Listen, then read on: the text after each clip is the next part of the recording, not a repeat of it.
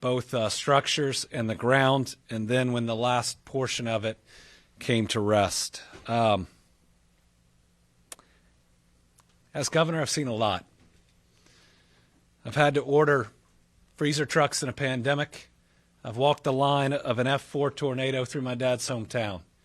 I've seen towns hit by flooding we'd only describe as biblical, and what this scene is violent. Where the plane hit, at best, is destroyed. What you see are mangled remnants of what was in its path, completely burnt and blackened. Where the plane hit and where the initial explosion happened, you have significant damage. And then, like a lot of these disasters, just 5 or 6 feet away, not even the paint is disturbed on another vehicle or another building. As we walked through, there were a couple things that I thank God for. The restaurant, fully intact, could have had a lot of people, could have caused additional losses of life. Those owners have opened up their restrooms that the first responders are able to use, and for that, we're grateful, and I look forward to thanking them in person. The other thing we see are first responders from all over the area working seamlessly. Until you see their actual shirt up close, you couldn't tell one was from one department and another was from a different one. Thankfully, there's been a shift change, and most of the individuals that were out all night heroically fighting a massive fire that is under control with only a few hot spots left. Thankfully, most folks that were out late last night are sleeping if they can sleep, with a whole new group that is out. Why? Because these departments are sending everybody. They are all working together. It's an incredible credit to cooperation. In tough news of the day, our fatality count is now up to 11. I expect it to reach 12 possibly by the end of the day. And there are a handful of other people that we're still searching for that we hope weren't on site and that we hear were somewhere else. The other piece of news is we are moving from a rescue to a recovery mode. We do not expect to find anyone else alive in the area. Because of that, we now move and put the safety of the first responders at the top of the list. And so we're going to have limited operations at night, because if you walk through this debris field, it's very easy for somebody to get hurt. And we want to make sure that everyone on site is safe. After disasters, we have lost people. And I don't want that to happen here. Not from a heart attack through overexertion, not through somebody tripping and hurting themselves at night. So these individuals have sacrificed for us. They've shown such incredible bravery, and we're going to make sure that we put their safety first. FBI is joining us today with our special agent in charge. They're going to be working with the NTSB on cataloging the debris and with debris removal.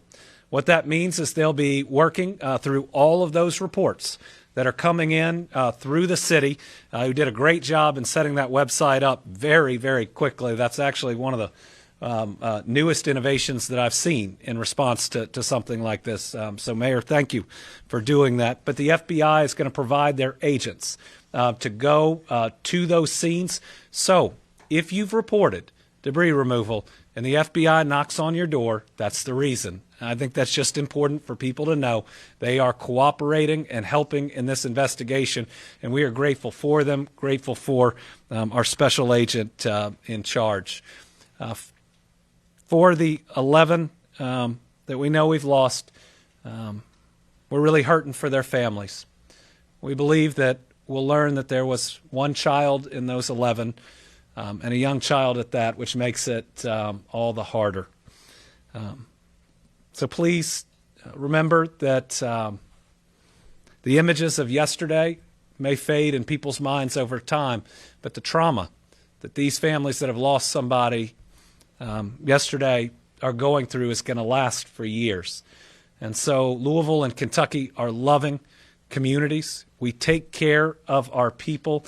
We just got to make sure that we are as strong as we push through this one as we've been through every other one, and we do not forget those that have been impacted.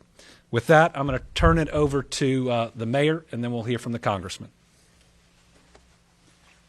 Thank you, Governor Beshear. Thank you for your leadership since the initial moments of this horrible tragedy, and for the cooperation and partnership between the state and local federal authorities.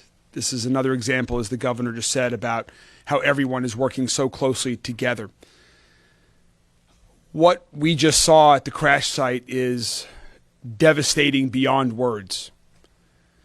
The impact and intensity of the wreckage, of the charred wreckage, is unlike anything I've ever seen before, and certainly nothing that I ever want to see again. The vast size of the debris field where the plane crashed in flames is completely heartbreaking. And our thoughts and prayers are going to be with the victims' families for as long as it takes for them to begin the recovery process, which certainly is going to take a while. We know that they're struggling with profound loss right now, with lots of questions. And we are incredibly thankful for the first responders that were on the scene within minutes, and that, as you just heard, are still on the scene, working incredibly hard to identify victims, to provide information, to help begin the recovery process. So thanks to everybody. It's another reminder of how fragile life is, and how each of us should give an extra hug to people that we care about today, tonight, and every day, and every night. We learned also earlier today that a good friend of Governor Beshear, Congressman McGarvey, and mine is the owner of one of the businesses that has been devastated by this crash. I spoke to Sean just a little bit ago. He believes he's lost some employees, some customers that were at his location. It's just another reflection of the small town nature of this large city, Louisville, that we all live in, and how closely we are connected.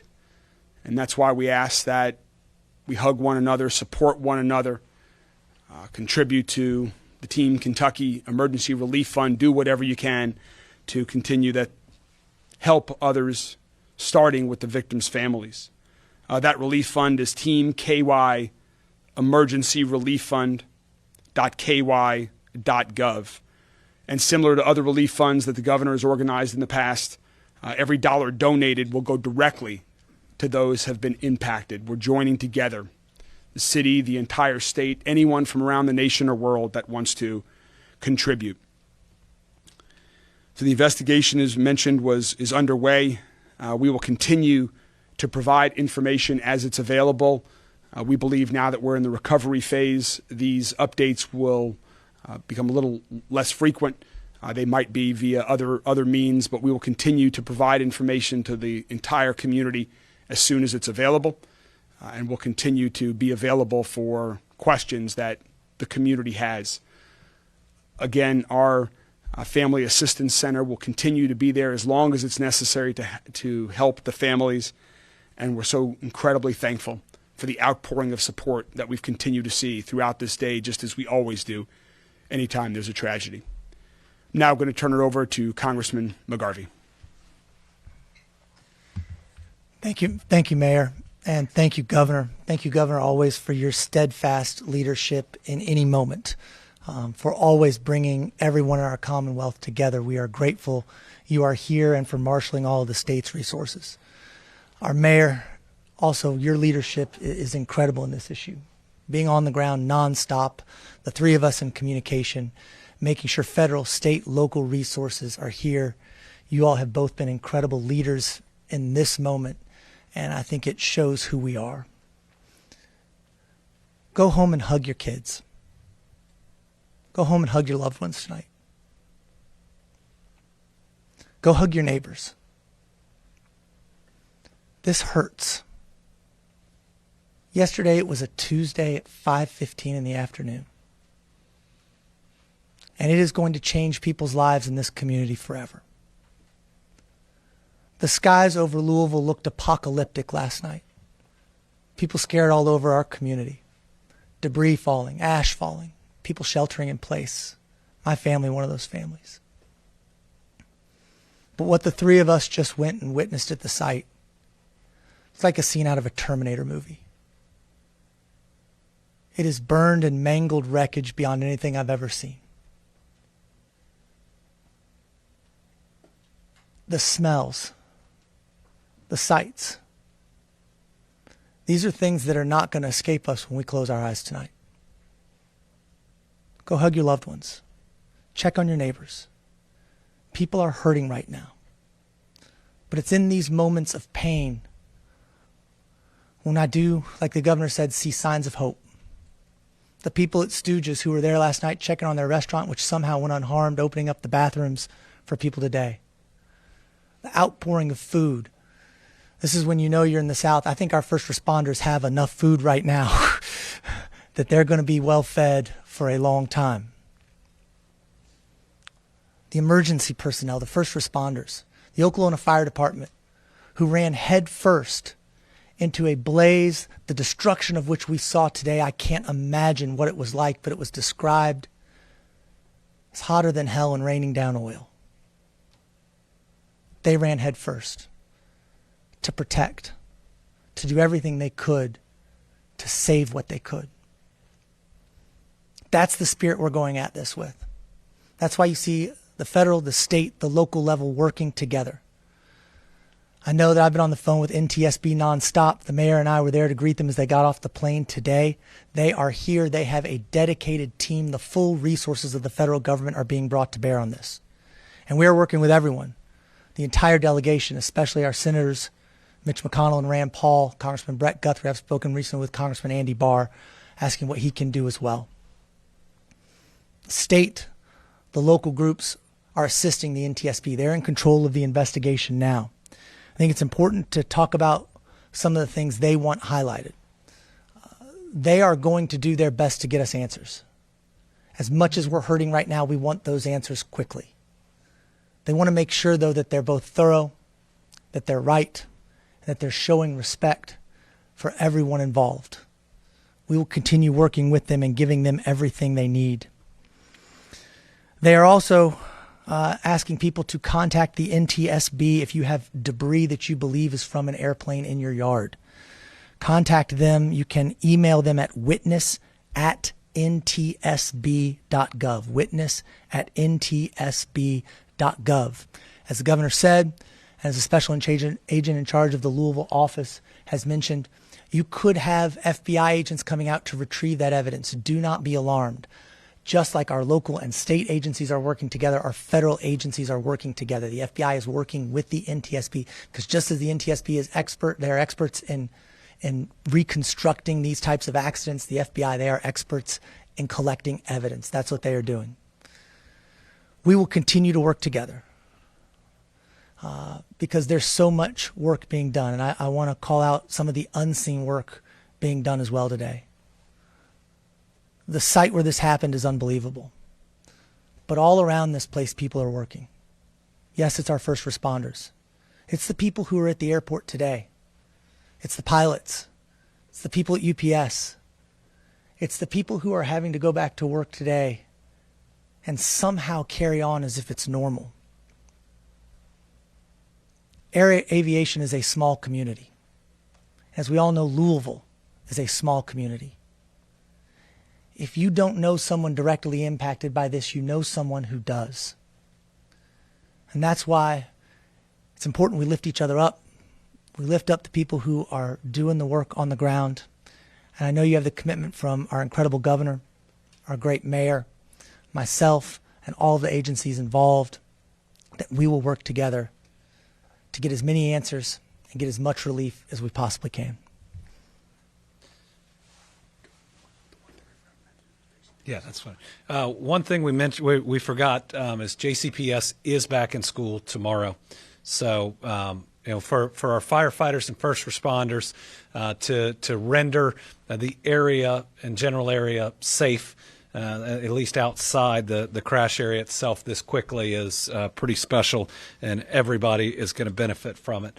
We'll open it up to questions. The one thing that we will not do is speculate on the cause, even with videos that are out there. That's what the NTSB is here for, and I wouldn't describe what I'm willing to do as being patient, but I will be reasonable, understanding that they do need to gather that evidence, but there is a lot out there. And at least for me as governor, my expectation is this can't drag on for years. We're going to need to get some answers in a time frame to where if we need to take additional steps, we can do that. That's what's important to me. Yes. Governor Alex Capriello with News Nation. You mentioned a child being one of the deceased. Obviously, I know a lot of this is sensitive and protected information. Can you just give us any more context in what a child might have been doing in this sort of commercialized area of business? And then on top of that, if there is anything else you could tell us about the victims and maybe... So identities of the victims will be released by the coroner. I will tell you that the coroner was on the site removing bodies as we were there and as we were leaving. And so that process is moving right now. I will say that the condition may make it a little more difficult to identify some. That may take some testing. But I'm certainly going to convey, having all of us been through an incident where we lost a friend and it took a long time for us to hear that it's really important to get that news, especially to the families, that while they want to be 100% sure, being 98% sure is enough to start talking to these families and letting them process their grief. I think most of these families have been generally identified, have shown up looking for their loved ones. And then what this business is both people can come looking to purchase parts. They can also sell different materials there. So this is probably a family or part of a family that was here with the parent doing that part of either the buying or the selling. Any of the deceased, anyone that was already in the hospital or anything like that, or is this just... I do not believe any of the new numbers that we've announced today are in the hospital. I believe those two individuals are still in critical condition or are still in the hospital but have not passed away, at least to my knowledge. Mayor, do you know how many businesses are affected, either damaged or closed from this victim? So we don't have an exact number for you, but given the large area that's closed off right now, restricted for emergency vehicles, there are a significant number of businesses that are impacted. You just heard about One Stooges, that's a restaurant right there, but there are a lot of other operating. River Metals is across the street there. Lots of businesses all along that street that, while they might not have direct damage from the incident, their business right now is not accessible. We need to let our first responders do that, but of course we're going to try to let businesses get back open as soon as we safely can, consistent with the investigation. You mentioned Kentucky Petroleum getting bought out. Yes, and also we've been talking about the other business that is in the path of the destruction, both Grade A auto parts that we were just talking about, where we know the owner. Then there was also Kentucky Petroleum that has a new name, I think, as a result of some ownership change. I believe it's GL Environmental. So that's the same company, but a different name. We were on their property as well, viewing some of that horrible wreckage. What else can you share about the person who you do know who owns the business, Grade A Auto Parts, you were just alluding to, and the connection that you guys have to him? He's a personal friend of the three of ours that we've all known for a while, and he is in grief for the loss of employees, of customers, seeing his business literally now having gone up in flames, being charred ruins. We'll be there for him as friends, and we'll be there for all of the businesses that are impacted and their ownership group and their employees, just as we are for the victims of the family. Again, tragedies like this impact so many people in so many different ways. That's why we continue to encourage people to call 988 to seek other help that we've provided the phone numbers for if people want to talk to somebody. This has an impact far beyond the victims who were killed by this fatal tragedy. Let me add, if I can. The mayor advised me as I arrived today whose business it was. I've been there. I've taken a tour of it, seeing how the operation works. He works there with his sons. They take their dogs to work. Got a lot of great employees there. He knows everyone that's on that lot, and I just can't imagine how this feels for them today. And Governor, moving into the recovery mode instead of the rescue mode, how is that impacting the emergency personnel? Are numbers going to be going down? Yes. The numbers on the site are already down significantly from fighting a giant blaze. We were able to do a shift change, so most people are now getting some sleep. When we've got a couple of the fire trucks that are still on site because you got a couple of hot spots and they're right there ready for them watching. You'll now have more personnel from NTSB and others that are on. You'll still have people until we get through the entire grid multiple times doing the search for any other bodies, because that's all we're going to find at this point, unfortunately.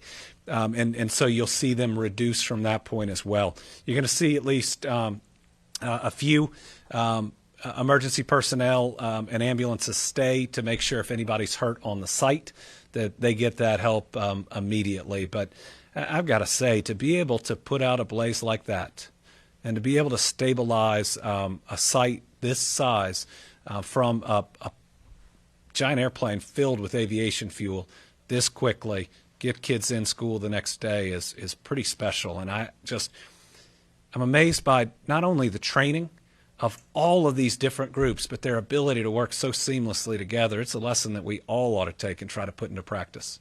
Governor, earlier in Kentucky, you talked about the 16 families that were still looking for loved ones and how that number might change. Do you have an update for that? I don't.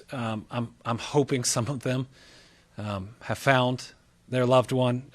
Again, I think the number 11 is going to increase. I hope it doesn't increase significantly. Anybody else? All right.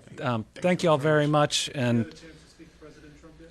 I have not, but we're speaking to all the different agencies that are involved. We're getting everything we need from the federal government. So, no criticism. As long as we get the help we need, that's all that matters. No D, no R, just all of us showing up, doing the best we can for our people. Thank you all. Thank you all very much.